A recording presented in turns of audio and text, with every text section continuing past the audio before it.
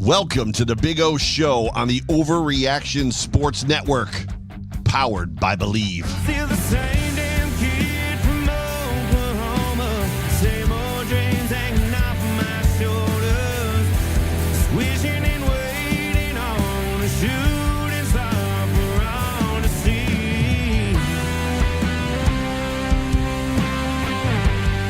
And now your host, straight out of Oklahoma, former Buffalo Bill, Jerry Ostroski. I'm still the same damn kid from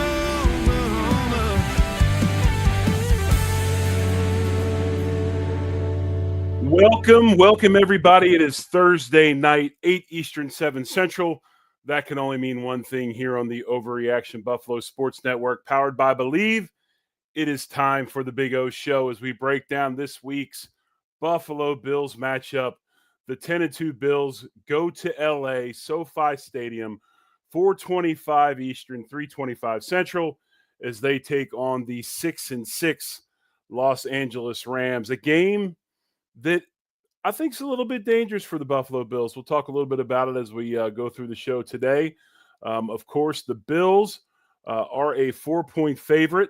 And earlier today, Joe and I were talking, Joe Miller, and at the time, the Bills, I believe, were 3-point favorites, and 93% of the money in the United States of America was being placed on the Buffalo Bills. So a lot of people in the betting scene, a lot of people across the country excited about the Bills, who are the hottest football team in the NFL as we speak.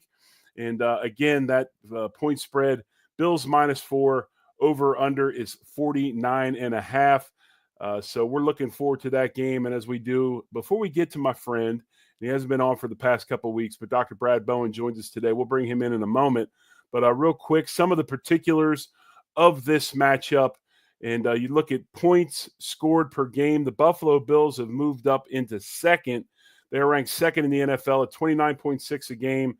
The supposedly high-flying Los Angeles Rams, they are scoring 21.2 points per game. They're 20th. Points allowed, Bills 18.7. That's good for 6th. Rams giving up 24.2, 21st in the league. Bills still first in turnover differential, plus 17, an immense number, and a huge difference to years past in Buffalo. Sean McDermott teams quarterbacked by Josh Allen. And then you look at the Rams, they're plus 3, not too bad. They're 10th in the league at plus 3 with that takeaway differential. Passing yards per game, Bills come in 17th. They have 219 a game. 230 a game for the Rams is good enough for 11th ranked in the NFL.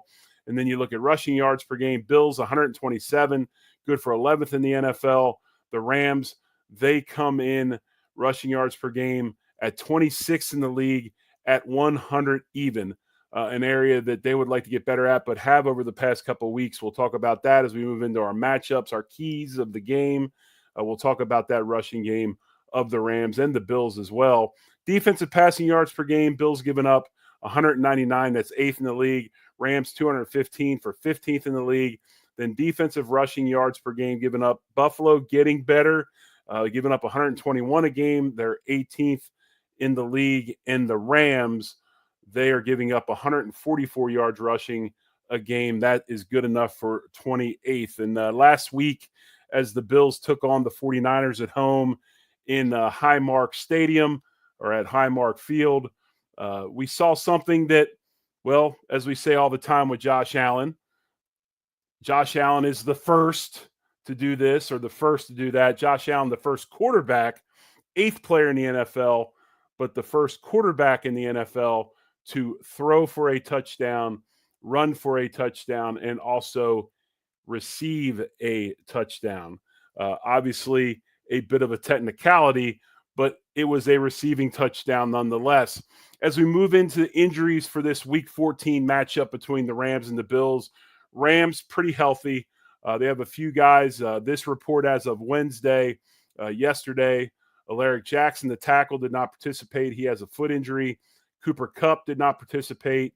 That was veteran rest. And Demarcus Robertson, their talented wide receiver, was limited with a hand. Everybody else on this report, including Matthew Stafford with an ankle injury, was full. But as we go to the Buffalo Bills, we bring in my good friend, Dr. Brad Bowen from Driven Physical Therapy and Performance. Hasn't been on a few weeks, man. So, which is my fault. Feels good to be back. Not his fault. Not his fault, but my fault. But real quick, Brad, obviously this Buffalo Bills injury report, not really much new to look at. You have potentially have DeJuan Carter coming back off the IR. Keon Coleman still dealing with the wrist injury. He was limited today, but he is out trying to catch passes and running routes in practice. Not too much new, but there are some guys on here. Dalton Kincaid was limited with the knee. He's getting better.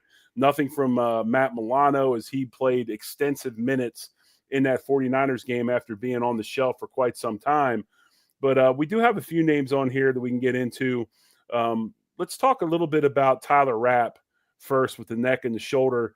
He's been limited. What do you hear about him? What do you see with him? And do you think he'll be available this weekend in Los Angeles? I think he'll be available. I think he's dealing with a little bit of a stinger injury with his head. He got hit with about 13 minutes left, or he should say he was trying to make a tackle in the third quarter with about 13 minutes left, got his neck snapped to the left. I believe Damar Hamlin had a similar injury earlier in the year that would close down a facet joint. So the joints in your neck cause some irritation and certainly some restricted movement the next day. That's something that day by day would get better and better. And I do believe we'll see him return this week just fine. It's something where he'll deal with some soreness, a little bit of medication. If he's still feeling something on Sunday, won't hurt him either. Do you think this is more actual, like a vertebral injury at the base or the root of the nerve, or could this be something like a brachial plexus injury, a pure stinger up in the trap or something that gets impinged? It's always hard to tell when they put neck on there. So if it was a traction injury where he had his neck tugged to the side, sometimes they'll put that down as a shoulder. If it's nerve root or nerve, it's going to be kind of handled very similarly from a standpoint of you got to let it calm down and then start to get some motion back in there. Same thing with the neck. You can medicate both of those things. All of them take a little bit of time. Depending on the severity, though, it should only be a week or two maximum. But because he was limited today, I'm guessing he's going to go Sunday just fine. Outstanding. And Quentin Morris made his way onto the injury list with a shoulder and groin. He was limited today. And, Quentin Morris, a guy that's been filling in for Kincaid and filling in admirably. We always talk about Quentin as a blocker or a guy that participates and is a big-time contributor on special teams. Obviously, he's more than that. And we were talking about on the postgame show. I mean, he's just become a hell of a player for the Bills, incredibly productive. What do you see from him as far as that shoulder and groin go? Yeah, I didn't see too much in the shoulder. I know it's been a problem kind of throughout the season. So I don't know if there's any progress there, or if he just keeps showing up like everybody else does as a full or limited participant for that reason. I think the interesting thing is he has been getting downfield and catching some passes. He was previously dealing with a hamstring injury, and I'm suspecting that maybe the groin is on the same side. Those muscles are very closely related, and with the hamstring potentially already having been tweaked, the groin could potentially also get overworked or strained as well. Hopefully it's just something that's a soft tissue injury. It's quick, it's gone, and he's back at full tomorrow is what I would expect, and hopefully to see him 100% on Sunday. So the old song, when they talk about the knee bones connected to the hip bone and all that stuff, that's actually true. Yeah, muscles have a lot of functions. The reality is they all work together. When you have a problem in one area, the area adjacent is probably picking up some work, and it's pretty easy to injure that too if you don't get it cleaned up 100%. And we know at this many weeks into the season, there's very few guys that are probably actually feeling 100%. I've been wanting to have a pretty extensive show on the network. I haven't gotten clearance yet from the boss, but, do an in-depth dive into big toe and ankle flexibility and how that hampers the rest of the body if you don't have good flexibility in the ankle or the big toe. So maybe you can dig into that, and we'll get into that at some point when we get into the doldrums and months after the season's over. But anyway, we also last guy we want to talk about a little bit, obviously wide receiver Curtis Samuel. They say foot. He's been limited. I'd have to think that maybe this is kind of in relation to that turf toe injury that he's been fighting since training camp. Yeah, we had a good discussion of that. I think the first week I came on about Curtis Samuel dealing with that toe foot thing. And that was the first question he asked me was, is this going to be something that's here and then gone, or is it going to linger? And I think we're seeing it linger. He looked great when he was playing. So I'm hoping that he's still got that spring in his step and he's still feeling really good. But obviously he's showing up as a limited participant. So there's something still going on. Like I said, only other limited guys on the list, Keon Coleman, and obviously he's working through the wrist. We still don't know what the injury was. I'd have to think it was something with a ligament or something of that nature, considering he didn't go in the IR or didn't need surgical repair or a fracture. But then maybe real quick, I'll just throw this one at you. Dalton Kincaid, limited with the knee. My question is, if it is a meniscus injury, meniscus tears don't heal on their own. So it would almost lead you to believe that maybe he's fighting a bit of an MCL or LCL type injury. Maybe. And the meniscus can heal on its own, but there's only about a third of it that's vascularized. So most of the time it's not going to heal on its own. He's probably fighting a little bit of some sort of either continued meniscus issue or a ligament like you talked about, where every time he goes out there and plays 100%, he's sore for 3 or 4 days after. They mobilize him, they treat him, he feels a little bit better, and then the next game rolls around. This is probably something that we're going to see for the remainder of the season. And it honestly wouldn't surprise me if we see him go have one of those cleanup surgeries, as they like to call them, at the end of the year. Now, hopefully that's months away, but we'll find out here in about 4 or 5 more weeks what it looks like. This comment is for our good friend Joe Miller, Dr. Bowen. So basically what you're saying is if the tear is in the red or the red-white zone, maybe it has a chance to heal, but if it's in the white zone, it probably won't. 100% correct. That was for you, Joe, because I know you're listening. But anyway, Dr. Brad Bowen, he joins us here on Thursday nights on the Big O Show as we break down the Bills injury report as we get ready for that week's matchup. And this week, obviously, it's the Los Angeles Rams.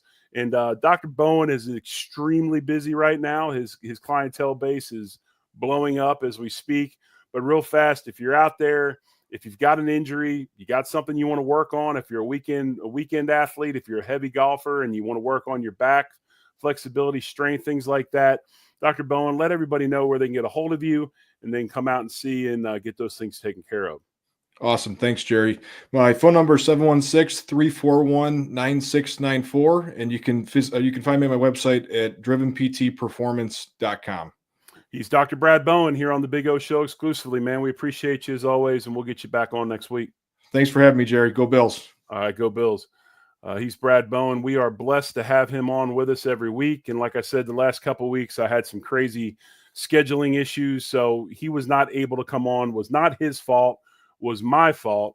And obviously those shows were lacking when he's not on because he brings expertise as far as injuries go with our Buffalo Bills. Real fast, if you haven't hit the like button or subscribe button, please do so. We are climbing slowly, but we are climbing. And that reason is because of you guys, the listener, everybody that is watching the shows, everybody that's listening on our various podcast platforms that you'll be able to listen to tomorrow morning, whether it be Apple, whether it be Amazon, whether it be Spotify. If you want to listen to us, you can't catch the show, please do on those podcast platforms. They help us as well. But hit the like, subscribe buttons and all of that as we move up the ranks as far as Buffalo Bills content creation goes. Real fast, I want to do this week, and we're going to stay on the offensive side of the ball this week. Next week, I'll bring you the defensive perspective of the ball. But I did a little bit of digging and kind of wanted to see where we were as far as the Buffalo Bills offense, just kind of an overview before we get into our keys to the game and the matchup with the Rams on Sunday. But this is a Buffalo Bills offense that is hitting some numbers that are pretty impressive. And there's also some numbers out there that kind of debunk or go against the national trend or the trend maybe around the water cooler on Monday morning when people are talking about the Buffalo Bills. So these are some interesting things. I got into some advanced analytics and I got into some advanced scouting and things like that to pull some of these numbers up. And they're very, very telling of this Buffalo Bills offense. If you look at the passing side of this Bills offense, obviously led by Josh Allen, 2,700 yards passing this season. Josh is throwing at a 64.2% completion clip. Pretty good. 20 touchdowns on the passing side of the ball, only 5 interceptions and only 13 sacks. given up by this Buffalo Bills offensive line.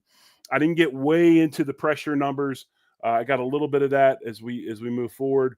But as far as pressure rates and those types of things, time to throw, this Bills offensive line is doing a tremendous job. Last week, no sacks against the San Francisco 49ers. Now, obviously, they did not play against Nick Bosa, and they played in the snow, which can slow down those defensive linemen a little bit, but still just an impressive stat by this Bills O-line. Aaron Cromer doing a wonderful job of getting these guys to play at a high level, especially with a bunch of new pieces or two new pieces this season. If you look at the average depth of target, Bills are at 7.6 yards per target. And as far as highly accurate throws, because we talked about it before we went into this, Josh is known as a guy that's not accurate, right? Everybody likes to say, oh, he's not an accurate passer. He's a thrower. Well, he's right now, his highly accurate throws at 54.2%. So 54.2 of his percent of his throws are on the money, easy to catch passes. That is one of the highest in the NFL right now moving forward. So Josh Allen doing a tremendous job with accuracy. Now, a lot of that has to do with the short passing game that Joe Brady has instilled or brought into Buffalo this season, but still really good stuff out of Josh Allen. Hero ball. They even have a stat on hero ball. Now, when I say hero ball, what it means in the world of advanced analytics, it means extraordinary plays by the quarterback that go ahead and they I'm trying to find a word, how they deal with the outcome of the game, extraordinary plays, but 8.1% is on his hero throws. And what I mean by that is 8.1% of the time he has made an extraordinary play to get this offense in the end zone or get a first down or those types of things. One of the highest in the league. So really good stuff from Josh Allen. Here's another thing. We've been talking about drops all the time. Last season, drops was a huge topic amongst the Bills Mafia.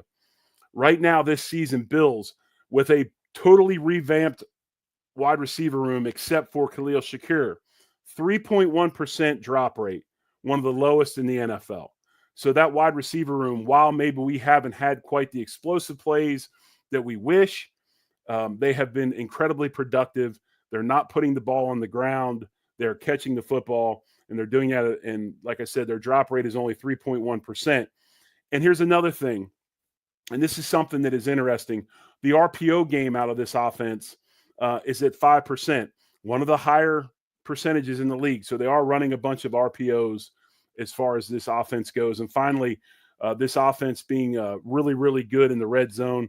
They're tied for third in the NFL in the red zone. So good stuff out of that passing side of the Buffalo Bills offense. Let's look at the rushing side of the Bills offense. They have 351 rushing attempts for 1,531 yards. They're running at 4.44 yards per attempt. This group of running backs, knock on wood if you're by it. I'm going to say it because I have to, but knock on wood if you're by it. This running back crew has put the ball on the ground 0 times. No fumbles out of our running backs. They're running at a 127.6 yards per game clip, 21 touchdowns out of that group. That includes Josh Allen, obviously. And then you look at the explosive plays, 4.9% of their runs are explosive. That's about middle of the pack in the NFL. Not the highest, not the lowest. And then you look at a stuff rate, and this is something else that's interesting. We talk about how, the narrative of we run it on first down all the time. They just stop it for no gain. They do all this. If you look at the stuff rate, which is a run is stuff, the defensive line is behind the line of scrimmage. It's not successful.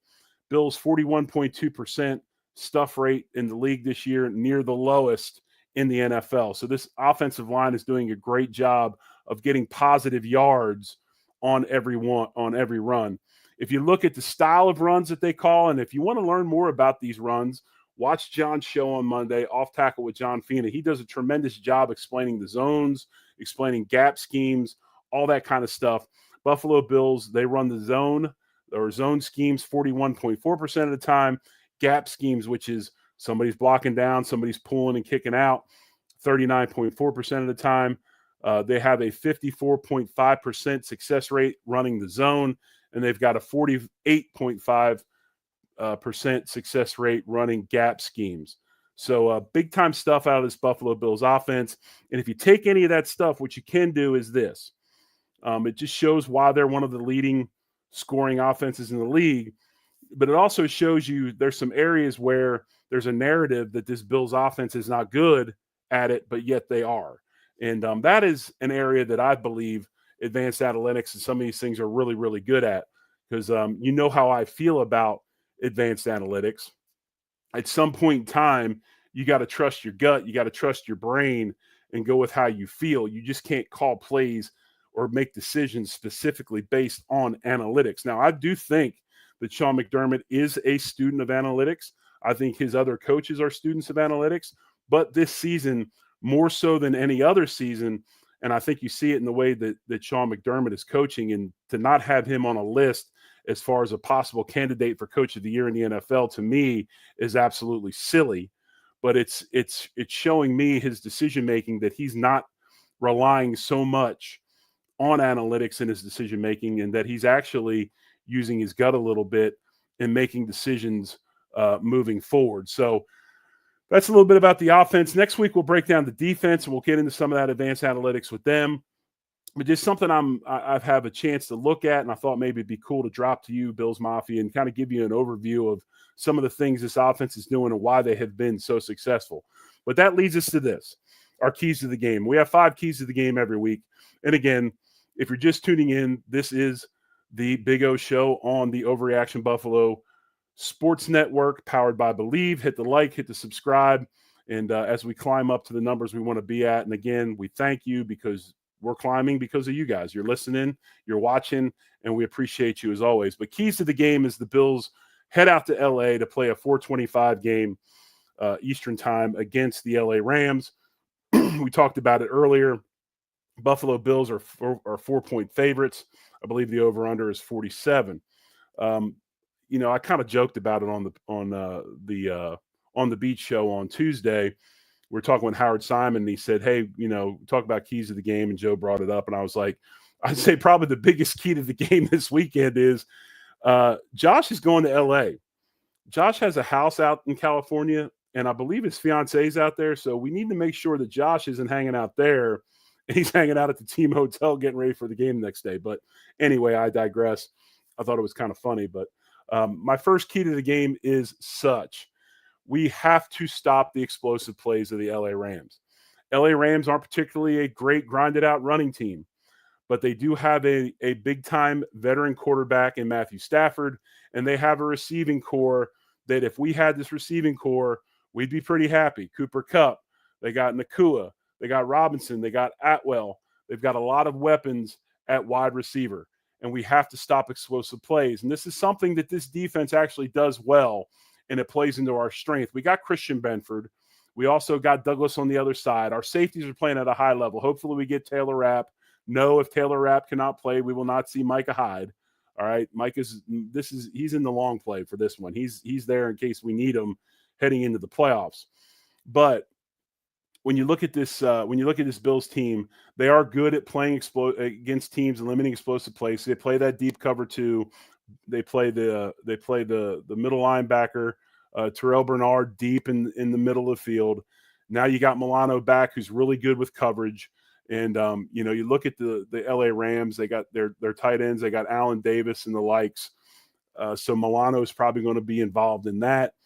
I feel good about this, but still, the Rams are extremely dangerous, and they have a chance to take the top off of it. And one of the ways that you go ahead and control explosives, you don't allow them to have the ball, okay? It's like Army playing somebody or Navy playing somebody. When you're running the option, the other team only is going to have about 8 possessions, and you got to make the most of them. So the Buffalo Bills, the last 3 games, have averaged 33.12 minutes of time of possession. And the Rams, the last 3 games, have only averaged 25.27 minutes time of possession. So you can kind of see the comparison there. So Bills, milk the clock, do what they do, limit explosive plays with the way you play defense, and that'll be good for us. My second key to the game is such. Continue to emphasize the running game. We talked about the offensive side with advanced analytics a little bit ago, talked about stuff rate and all that stuff. But the Bills right now at 127 yards per game are 11th in the NFL.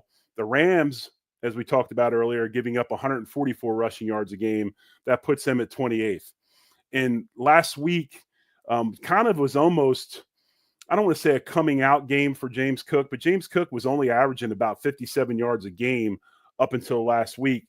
But obviously, James Cook had a huge game last week for the Bills, averaged 4.6 yards per carry. He's averaging 4.6 yards per carry on the year now. And it's something that the Bills will need to continue to do.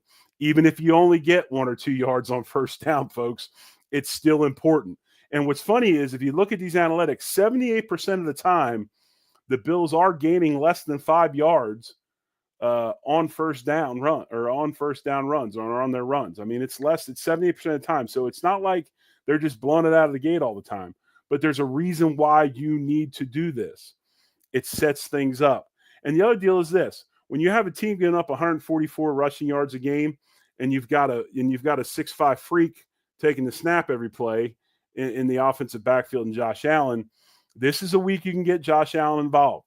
I really do. I believe we'll see Josh Allen rip off a couple big runs against the Rams, and I think he has a chance to do that because if you watched Sean McVay, he had his pregame press conference talking about this matchup with the Bills, talking about Josh Allen. He said he'll beat you with his mind, he'll beat you with his arm, and he'll beat you with his legs. So where do you defend him? And this is a chance for Josh to really get involved in the running game this week, and I hope to see it. So that's my second key to the game. Continue to emphasize the running game offensively. My third key to the game is get to old man Stafford. Stafford is an old quarterback. He's been playing a long, long time. Obviously, you know the deal. You know the story. He started off in Detroit. Goff was in L.A. They made the switch, and now both teams are benefiting from it. But Stafford is a guy that has time to throw the ball. This offensive line is pretty good for the Rams. They're not bad. He doesn't get pressured at a very high rate, although he has given up 28 sacks this season. They've given up 28 sacks this season. And if I remember correctly through the analytics and stats, Stafford was responsible for 3 of them. So even though they do a good job and all those things, their pressure rate is 26.4% of dropbacks. Stafford's getting pressured. It's one of the better ones in the NFL. So they do a good job in pass pro. But we have been doing a good job getting to the quarterback as of late. We talked about Rousseau. We talked about Epinesa. Obviously, Von Miller having a big year. We can get to the quarterback. Now, the key to this is this, and I think this is a big-time key with older quarterbacks. If you're going to get to older quarterbacks, you got to get to older quarterbacks up the middle. They don't have the speed to get outside and around the edge. We've got guys that can handle that. We just talked about them, Epinesa, Rousseau, Vaughn, all those guys. Older quarterbacks tend to get pressured up the middle. And this is a situation where Ed Oliver needs to step up this week because Ed, and I truly believe Ed's been that hamstring injury has been bothering him. I know there's a lot of people getting on Ed Oliver that his production is down. He's not playing to the contract that he got. Honestly, I don't think Ed's been very healthy this season. Still, though, 80% Ed is better than somebody else that's a backup full time. So you got to play him. So hopefully he continues to get healthier and he gets pressure up the middle, because pressure up the middle with him or Phillips or whoever else, Jefferson, these guys are going to go ahead, get Stafford out of the pocket. He's not that agile anymore, and it's going to give those ends a chance to get. So I believe that's a big key to the game. All right. And you look at the Rams, we can pressure package them as well to get pressure on Stafford, because as far as the RPO game goes, they run RPOs at a 0.5% clip. They're not an RPO team. So it's not like you're going to show pressure, blitz, and they're going to RPO it in the middle of it or do things like that. So this is a chance to get after Matthew Stafford on Sunday night or Sunday afternoon in Los Angeles. Fourth key to the game, I didn't say stop, because I don't know if this Buffalo Bills team can stop anybody's running game, but we say they need to slow down the Rams running game. Now, obviously, the Rams have not been very, very productive in the running game this year. We talked about it earlier. 100 yards a game is what they're averaging, towards the bottom of the league. But if you look at this team last week and the last couple weeks, Kyren Williams last week, 15 carries, 104 yards, 6.9 yards per carry. Blake Corwin, the rookie from Michigan, 8 carries, 42 yards, 5.3 yards per carry. They've got talent in the backfield. Okay, they're starting to heat up. and we need to make sure we stop. Or again, let me change the nomenclature. We're not going to stop the running game, but slow down the running game and make this Rams team more one-dimensional when we're stopping the run, making them pass, not just because we're stopping the run, but also because the scoreboard looks the way it does and they have to throw the ball to try to get back into the game. Just some Bills defensive stats. The Bills defense has allowed 4.8 yards per carry by running backs this season. That's 26th in the NFL. Not very good. They need to get better at that. This is a week to make sure they get better at that. Last week, the Bills gave up 5.7 yards per carry to the 49ers running backs and gave up 153 yards rushing in the game. Look at that how you want. Obviously, Bobby Babbage Jr. and Sean McDermott, not concerned about ripping off big running plays, because if they're running for 10, 15 yards and we're getting them on the ground, that means they're not throwing bombs over the top and scoring touchdowns. And this Bills defense has been very good in the red zone this season. So if you look at it, it plays hand in hand. But still, it would be nice to limit yards in the rushing game for an opponent to make things easier on third down for this Buffalo Bills defense, because too many times teams get into 3rd and 6 or less, which makes it much more attainable for that team to convert on third down. So we need to slow down the Rams running game that's over the last couple of weeks has gotten things going and gotten things back on track. And finally, this, when you look at a game like this, a game before a huge game against Detroit in Detroit, a game by the records, Rams 6-6, Bills 10-2. We should win this game handedly. I say handedly. We should win this game. There's no win it by handedly in the NFL. Everybody's good. I know records aren't always good, but these guys are pros. They know how to play. But when you look at this type of game, you got to control the controllables. That's turnovers. You got to continue to dominate and not put the ball on the ground. Running backs continue to have no fumbles. Josh continues to protect the ball. Wide receivers protect the ball. Don't turn the football over. Give the Rams offense either A, short field, or B, an extra possession, because you're trying to keep these explosives down. You don't need to give them an extra possession. It's special teams. If Bass is called upon to make a kick, make the kick. If the punter's called upon to kick it out of the back of the end zone, kick it out of the back of the end zone. Get it to midfield. You know, special teams are going to be a huge factor in this game. Can't be ripping off long returns and having a rookie safety have a holding call to where that return gets taken back. That kills you against teams that are able to score quick, which these Rams are able to do. And also it comes down to this. Defensively, we need to tackle. We've been pretty good tackling this season. Our cornerbacks are elite, and usually that's where you see some deficiencies in the tackling game is at corner. Our cornerbacks are elite tacklers. They play outside contain as good as anybody in the league. We got one of the best tacklers in the league back last week in Matt Milano.